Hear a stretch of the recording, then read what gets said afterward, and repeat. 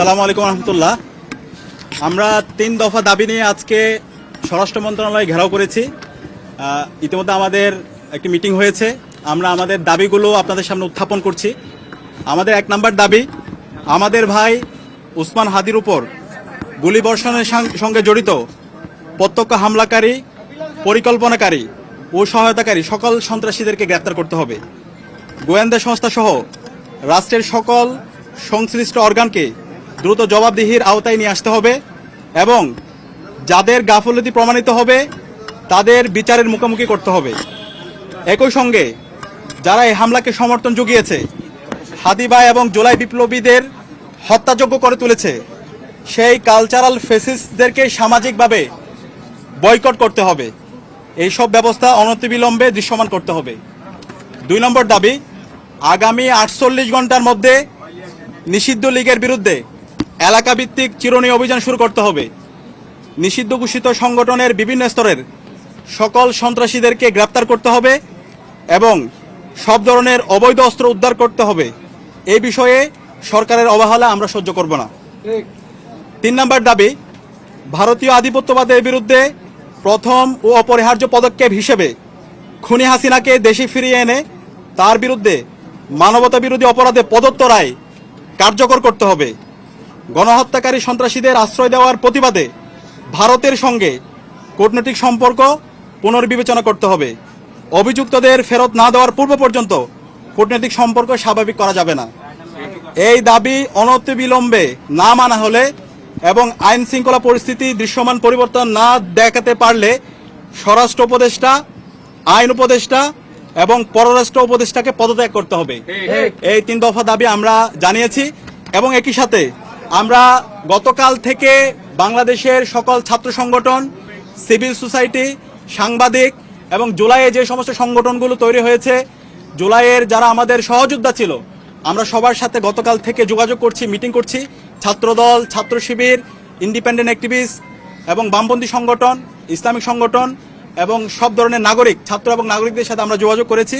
আমরা সারা দেশে সবাইকে ঐক্যবদ্ধ হওয়ার জন্য আমাদের ফেসিবাদের বিরুদ্ধে, আমাদের কমন এনিমি ভারতের যে হচ্ছে যারা বাংলাদেশে দাসত্ব কায়েম করতে চায় এবং একই সাথে এই পতিত ফেসিস্টদের বিরুদ্ধে আমাদের ঐক্যবদ্ধ হওয়ার জন্য আমরা সবার সাথে কথা বলেছি এবং সকল ফেসিবাদ বিরোধী যারা আন্দোলন সংগ্রাম করেছে সবাই একমত হয়েছে এবং খুব দ্রুতই সকল ফেসিবাদ বিরোধী আমরা যারা জুলাই একসাথে নেমেছিলাম আমাদের সম্মিলিত কর্মসূচি আপনারা দেখতে পাবেন।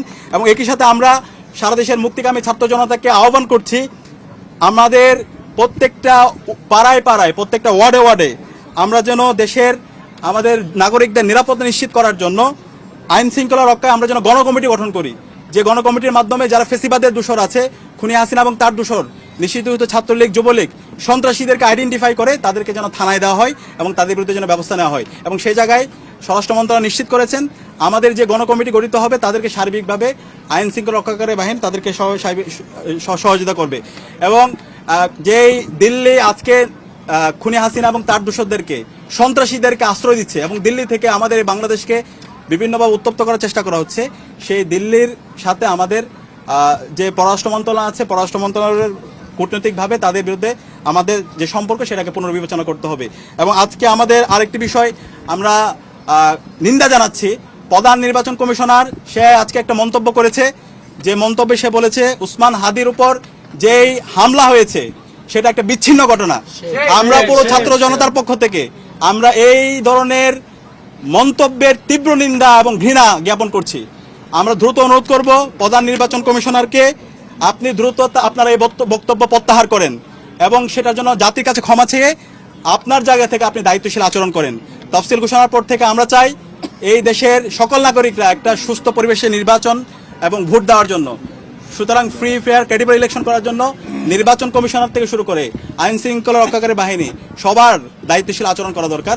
একই সাথে রাজনৈতিক দলগুলো দায়িত্বশীল আচরণ করবে। এবং সর্বশেষ আমরা দেখতে পাচ্ছি সারা দেশের যে আদালতগুলো আছে, আইনজীবীরা আছে, বড় অঙ্কের টাকার বিনিময়ে এই পতিত ফেসিস্টদের মামলাগুলো প্রত্যাহার করার জন্য, তাদের জামিনের জন্য তারা কাজ করছে।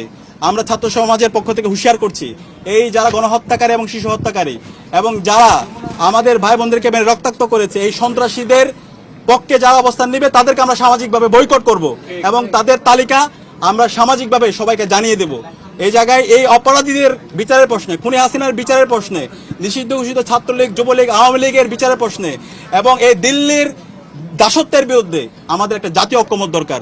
আমরা আশা রাখছি বাংলাদেশপন্থী যারা আছে, দীর্ঘ ফেসিবাদ বিরোধী যারা আন্দোলন করেছে, আমরা সবাই ঐক্যবদ্ধভাবে আমাদের এই ফেসিবাদের পতিত ফেসিস্টদের বিরুদ্ধে এবং খুনি হাসিনার বিচারের প্রশ্নে আমরা ঐক্যবদ্ধভাবে আমরা আমাদের আন্দোলন সংগ্রাম জারি রাখবো। এবং যে 3 দফা দিয়েছি, এই 3 দফা যদি দ্রুত সময়ের মধ্যে আমরা যদি এটা কার্যকর ব্যবস্থা দেখতে না পারি, তাহলে আমরা সারা দেশের মুক্তিকামী ছাত্র জনতাকে সাথে নিয়ে আমরা জুলাইয়ে যেভাবে রাজপথে নেমেছিলাম তার চাইতে আরো শক্তিশালীভাবে আমরা রাজপথে নেমে আমরা গণ আন্দোলন গড়ে তুলব। এবং আমাদের পুরো জুলাই যে আজকে বিপ্লব, সেটাকে আজকে বিভিন্নভাবে ব্যাহত করার চেষ্টা করছে, এটাকে একটা পূর্ণাঙ্গ বিপ্লব দেওয়ার জন্য আমরা আমাদের লড়াই সংগ্রাম জারি রাখবো ইনশাআল্লাহ।